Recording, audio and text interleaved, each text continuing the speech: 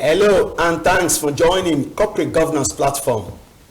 Corporate Governance Platform is proudly brought to you by the Institute of Chartered Secretaries and Administrators of Nigeria, ICSAN, the hub of governance professionals. I am Dr. Tunde Odeyemi.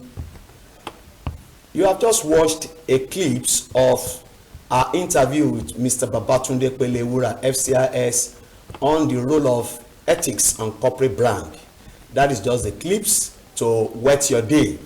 And we will be bringing to you another interesting topic on corporate governance, and that is role and relevance of non-executive directors in corporate governance. Roles and relevance of non-executive directors in corporate governance.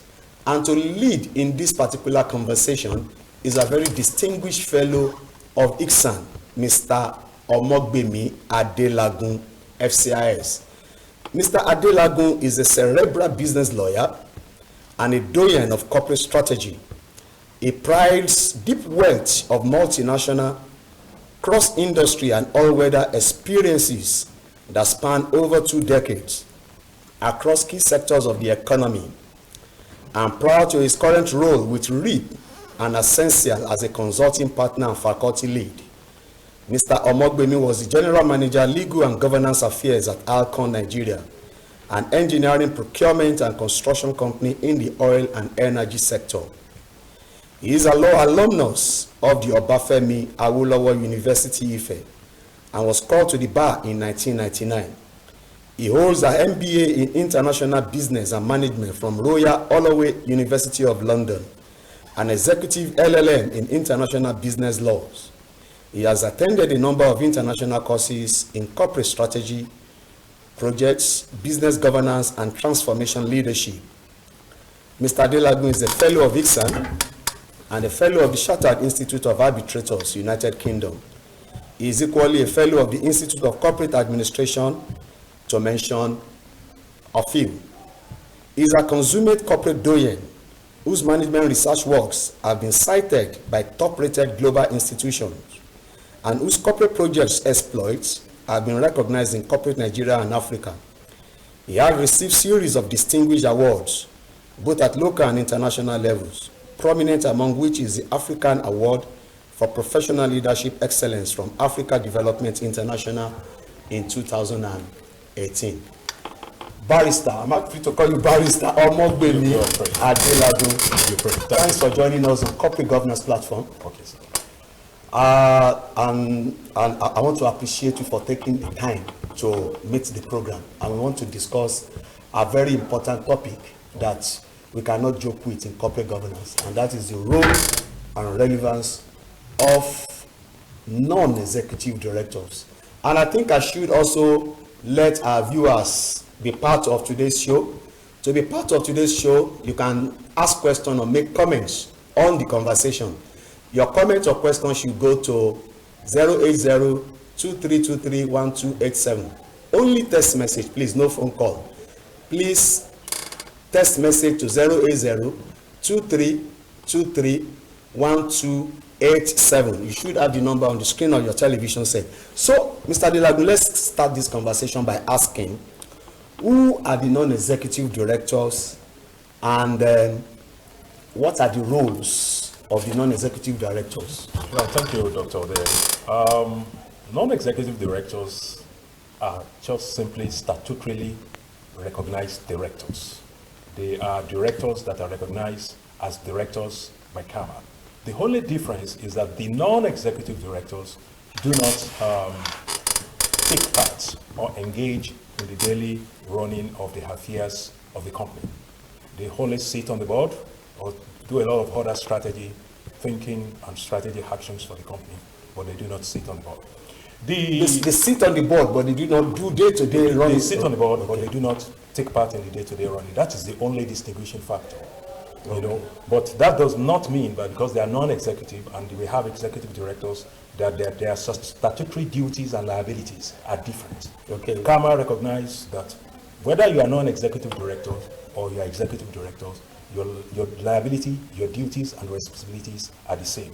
Those are duties of fiduciary duties of conflict of interest, and also on are all the same for all of them.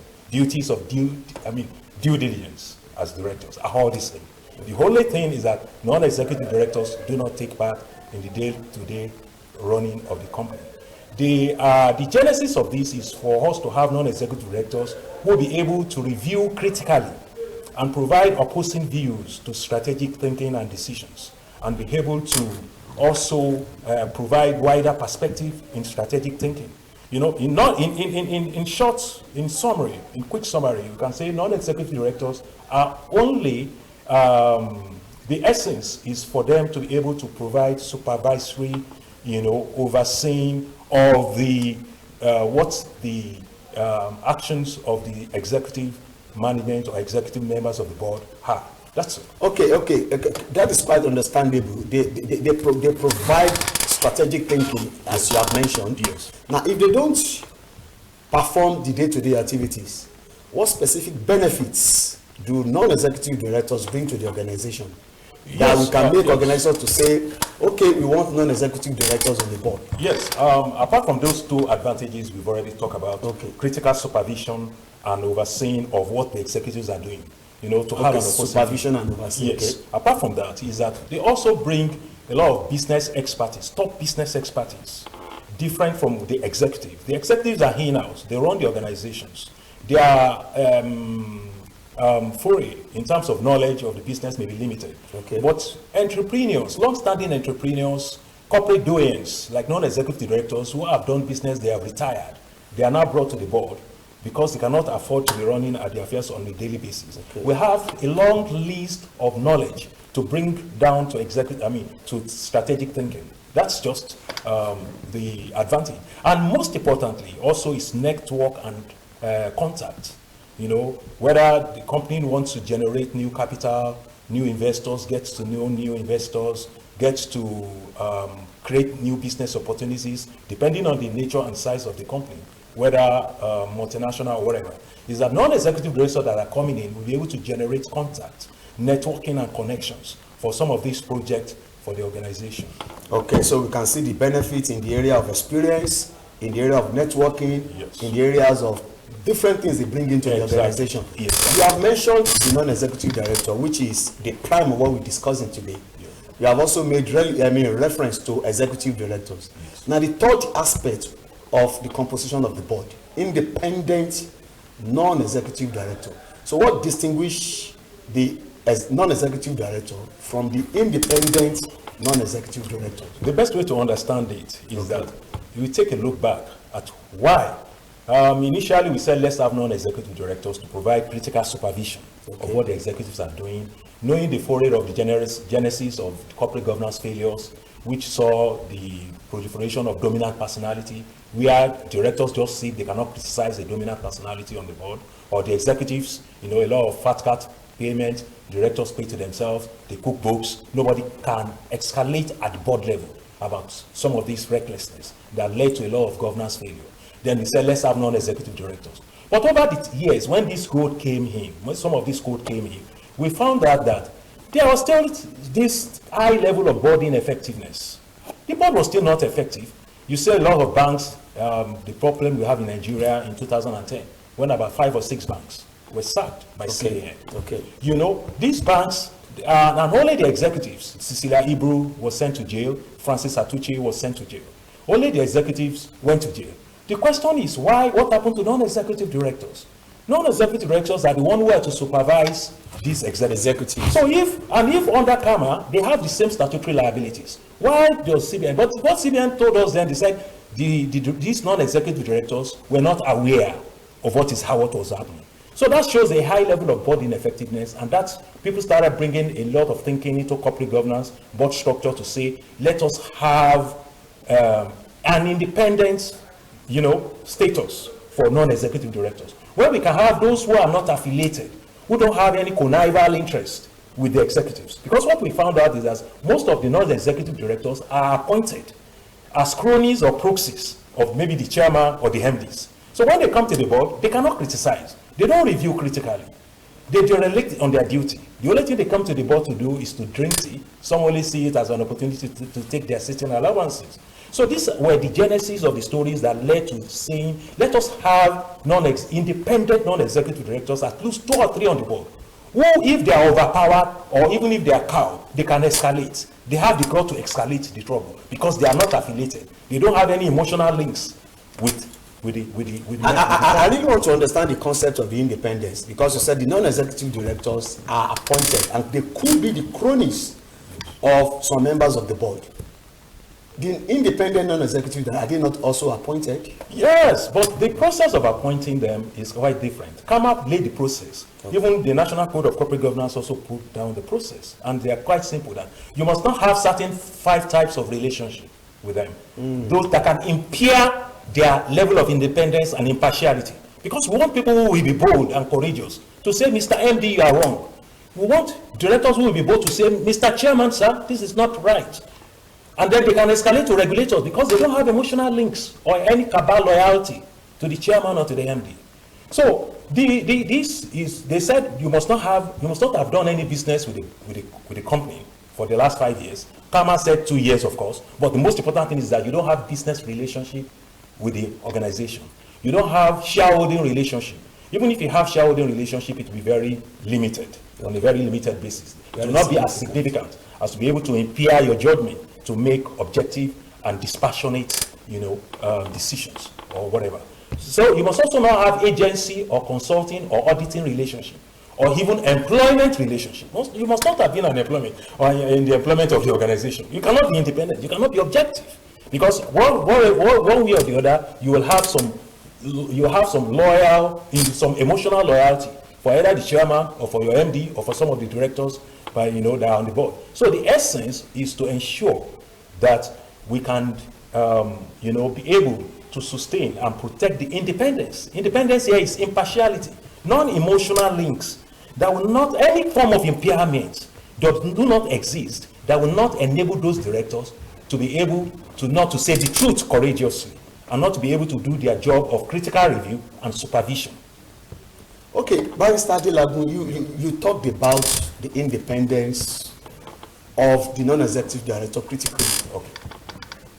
With your experience, are there factors that can erode, probably you give us some of the examples that you have known, that can erode the independence of the non-executive directors? Well, yes, those factors have already been listed, which we listed. Those are the relationship impairment, those impaired relationships that cannot enable the independent director to, be impartial or dispassionate in his judgment. But other factors, apart from those that are listed, one is competence. Because if you say the directors, you don't want the director that will be partial, but he must first of all know what he's doing. He must be competent. He must have the expertise about the business and the strategy of the organization. Look at what happened in Foxmeyer recently and in JP Morgan, where the directors, 3 directors in JP Morgan Chase were appointed on the board. None of them had any experience in financial institutions. None of them had any experience in floor trading, And then when the risk officer, the chief risk officer of the organization, whistleblow and said that the chief treasury officer was gambling with over $7 billion of the company's money. None of them could understand because they don't have financial background. They've never worked in the bank. They don't have stock exchange, experience. And then the transaction went bad. And apart from losing $6.2 billion, they had to pay about over $2 billion as penalties and as damages. So a lot of order. So what happened here is that we now found out that how come these directors, one of them was just an entertainment director. One of them was just a museum director. So how come you employ 3 members of risk management committee, for example, of board risk, into the board that don't have any banking experience? How will they, even if you say they are non-executive directors or they are independent, there is no amount of level of impartiality that will make them not to be able to, that will make them to be able to do their job because they lack in the first instance competence. Secondly is the issue of connivance, familiarity. You see, once you are appointing directors to the organization and they have a number of long list of familiarity with either the chairman or other members of the director, there is no way they are going to be independent or impartial in their judgment. So those are some of the reasons, some of the factors that can erode the independence of the non-executive directors. Independence of the independent non-executive directors. Yes. Okay. Why do you think the Nigerian Code of Corporate Governance frown at the fact that we cannot have reclassification of non-executive directors to become an independent non-executive director in the same company? Well, yes, that's because simple of just what we said is that familiarity. I mentioned about familiarity. That if somebody was formerly a director on a company, he was a non-executive director, and then later you want to classify him, even if he has met all the qualifications of independent executive director. I mean, KAMA and the National Code of Corporate Governance thrown at it. They didn't prohibit it. They didn't say no, don't do it. But they thrown at it because that kind of reclassification can lead to a situation where their judgment will be impaired as a result of familiarity or emotional, link with members of the other members of the board that can impair their independence or their independence or their impartiality. Okay, if you are being a non-executive director and they want to reclassify to be independent, the independence may not be there. May not be there, exactly. Okay, Now let's talk about ICSAN. We know in other parts of the world, institutes like ICSAN that are doing the same thing that ICSAN is doing, they have a pool of independent non-executive directors that company can source their human resources, can source independent non-executive directors from. Is ICSAN in Nigeria doing the same thing, or do you have any plan to do the same thing? Yes, I'm sure at the last conference something like that was also put in place. But I think the plan was also to do that in conjunction with the Institute of Directors.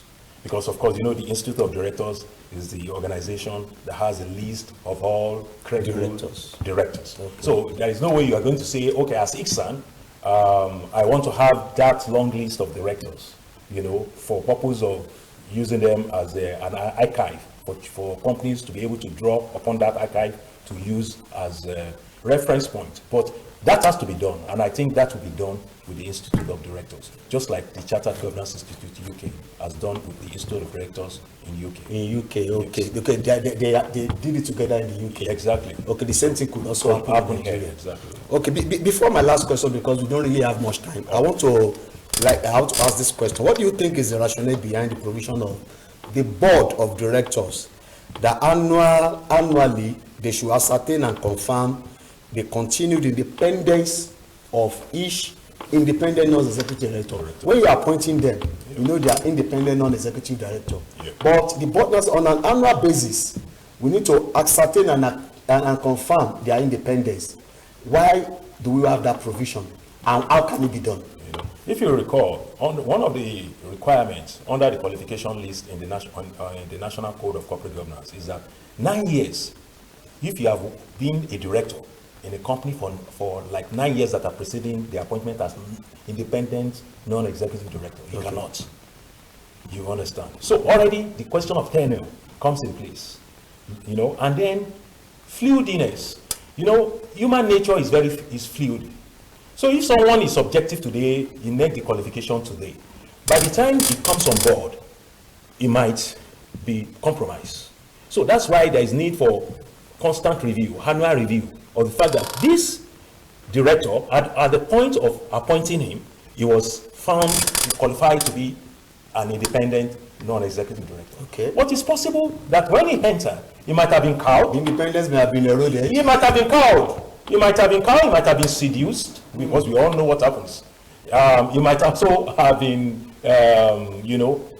influenced in other way, and connivance happen. The all corporate governance failure, the problem is dominant personality.